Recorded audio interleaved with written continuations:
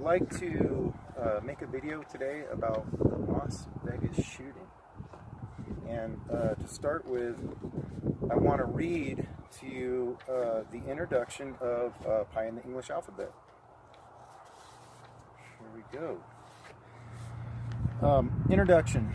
Gematria, which is what I'm going to be talking about, is the ancient scientific art of assigning numbers to letters to reveal deeper meaning and significance to words. Gematria has been used for centuries, most notably by the Hebrews through the study of Kabbalah. Numeric cryptograms have been well established for both Greek and Hebrew languages, and we may only assume that many other cultures shared in the knowledge of this deep occult practice.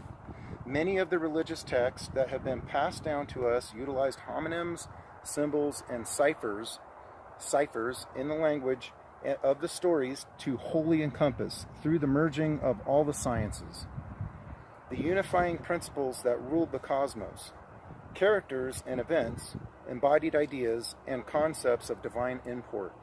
Anatomy, psychology, astronomy, metrology, and philosophy were all woven into epic allegories, threaded together through myth and poetry. Fundamental universal truths and principles became evident by understanding the language, symbols, and mathematics encoded in these stories. Many view these texts and stories as either historical fact or pure fiction.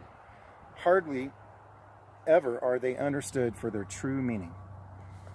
Gematria is essentially a lost art. This esoteric discipline, when intuited and mastered, illuminated the most profound truths hiding within the lines of Scripture. A true interpretation of books such as the Zohar and the Holy Bible could never be fully realized without understanding this ancient art. Those who studied the Kabbalah understood that the universe was built upon the foundation of number, and therefore the very words we speak should themselves be represented by numbers. The word gematria is derived from the word geometry, meaning earth measure. Gematria is a study of the language of man through the language of God, mathematics, and it is a holy science. The ancients made no divisions in their study of natural world, for all was one and one was all. Many moderns consider practices like astrology, numerology, and gematria to be pseudo-sciences created by superstitious, over-imaginative, archaic minds. The commonly held contemporary scientific worldview is one steeped in material bias. Current scientific investigation into the inner workings of our cosmos is based strictly on empirical measurement of the material world. The collective modern science and so-called rational take on nature of the divine is to say that there is no God to speak of, no immaterial consciousness connecting all things, and certainly no supernatural intelligence working behind the scenes.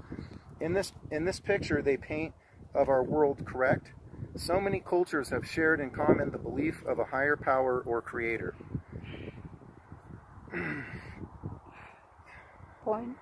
So many cultures have shared in common the belief of a higher power or creator. No matter what language these cultures spoke, currently there are over 6,000 in use today. There can be no doubt that these languages all had a term or name for God. Number is one language that bridges all of these cultures, and it is impossible that we come to understand, is it possible that we can come to understand our world, our history, and even God himself through the attributes, qualities, and principles of number? Many of these ancient cultures recognized the presence of God every which way they looked, in everything from lights in the sky to the cold hard ground. They heard it in every word that was spoken. So I wanted to introduce this book because it has a lot to do with the numerology that was associated with the Las Vegas shooting, and I wanted to get into that. There's been a lot of people that have asked me questions about the number 864 and all these different things that I posted on Facebook for the Las Vegas shooting and whatnot. And I just wanted to go